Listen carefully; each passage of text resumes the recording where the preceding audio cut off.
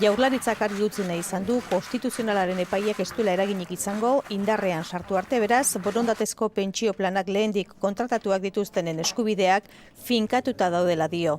Beraz, orain arte gauzatu diren eskubideen gainean epaiak ez duela eraginik izango eta ez duela hankaz gora jarriko, indarra hartu eta konsolidatu diren egoera eta eskubideak.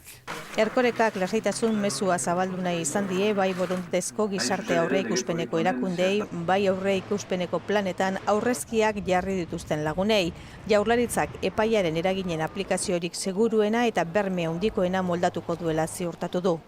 Gobernuaren jarrera puntu honetan da, orain arte ekarpenak egin dituzten herritarren eskubideak babestu beharra dagoela.